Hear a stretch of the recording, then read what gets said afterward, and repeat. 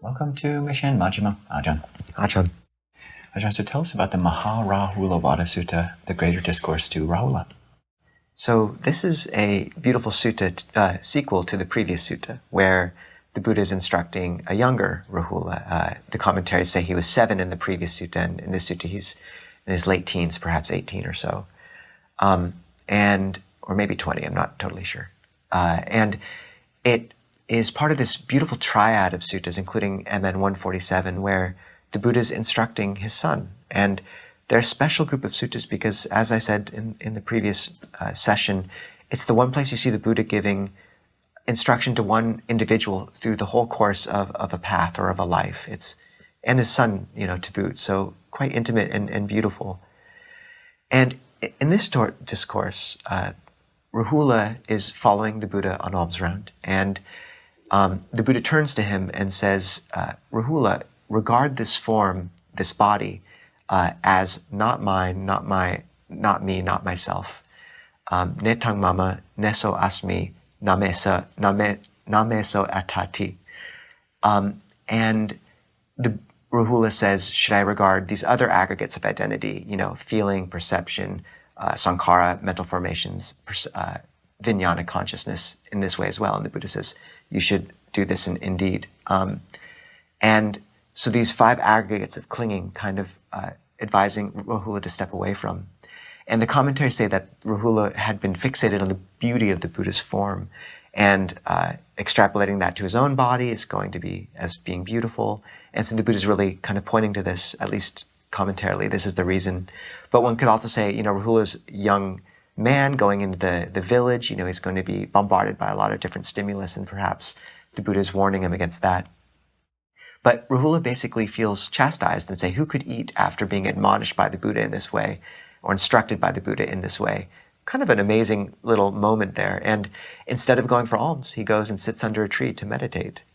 Venerable Sāriputta comes by and tells him to practice mindfulness of breathing. Rāhula goes to the Buddha and asks how to practice mindfulness of breathing in line with Venerable Sāriputta's instructions. And an interesting note there about the relationship between Rāhula and Venerable Sāriputta, which seems to have been a real, relationship between those two. And the Buddha basically takes him through meditating on the 4 elements first, saying, consider the external earth element, and equate it with the internal earth element of solidity in the body, and these things being, equivalent basically, and let go of attachment to them. Same with fire, water, air, solidity, liquidity, heat, and movement. And then basically moves that reflection into a reflection on equanimity, saying, make your meditation like the earth, just as people would throw disgusting things on the earth and the earth would remain unmoved, or just as people might try to boil the Ganges or paint in the sky or on air, and these things would be unaffected.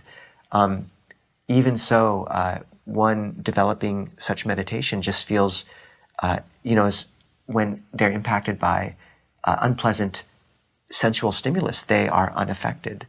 And then he teaches him, he takes him through the Brahma Viharas and metta, etc., and finishes with giving him the 16 steps of breath meditation.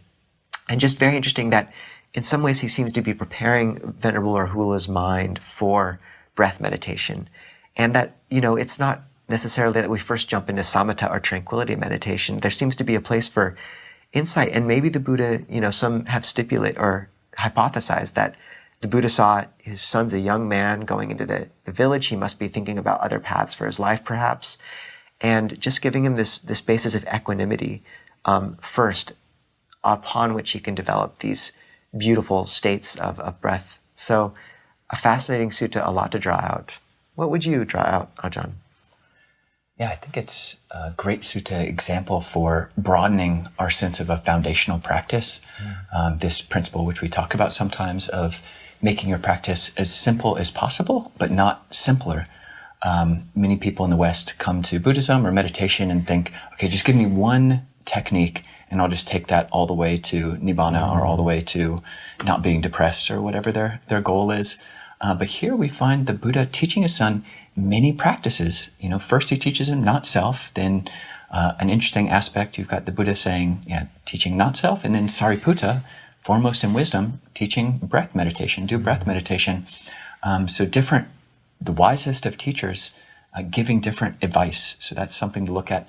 But then when when Rāhula comes back and asks the Buddha for more advice about breath meditation, the Buddha actually gives 21, depending on how you count, 21 other meditation objects before elaborating the 16 steps of breath meditation. So I think this is really useful. Practice has to be as encompassing as our mind, and the mind is vast. We've got all these different mental states. The Buddha said the mind is more variegated, mental states are more variegated than the animal kingdom. So we need different upaya, different skillful means, different techniques, different ways of approaching all the different things and mental states that come up. So those 21, just to go through them quickly as being things which you can look at. Most people have a very narrow idea about what the quote-unquote practice is, but the first 10 things the Buddha recommends, which you gave a little bit of, is focusing on the internal and the external 5 elements. So the internal earth element and external hardness earth element, the internal and external water element, liquidity, the internal and external fire element and air element, and then space element, as all of these are just various elements. So inclining towards not self, when you see that, there's dispassion. The next 5 are, as you said, leaning to equanimity. And this, it's almost much broader than just a meditation technique, making the mind like earth. How do you do that? It's a creative practice that the Buddha actually doesn't elaborate here or elsewhere. Make the mind like earth, just as you're saying people throw garbage and great stuff into the earth, but the earth is neither elated nor disgusted nor elated. Similarly with water, fire, air, and space. Make your mind like these different elements. The next things that the Buddha talks about, meditation objects, ways of training the mind, are the 4 brahmaviharas, with them being specific antidotes to mental afflictions. So teaching metta or loving kindness as an antidote to ill will, vyapada, teaching karuna, compassion, as an antidote to harmfulness or cruelty, teaching mudita, sympathetic joy, as a cure for arati, which is displeasure, being aversive in certain ways. And that's fascinating that, mudita is not just sympathetic joy, rejoicing in what other people do, but actually just a cure for discontent, arati. So joy, it can be just translated as joy. And equanimity being a cure for aversion, patiga, resistance. Then he teaches asubha as being a cure for desire or lust. And he teaches anicca or impermanence as a cure for conceit, the conceit I am. So a really nuanced and holistic practice that can take us through a whole day, can take us through a whole life. It's not just, the Buddha didn't just teach breath meditation because oftentimes, certainly from my experience, it just can't take me through a day like having this whole plethora, this whole cornucopia of teachings. It's a very rich and broad teaching. Ajahn, how would you like to draw out the rest of the sutta?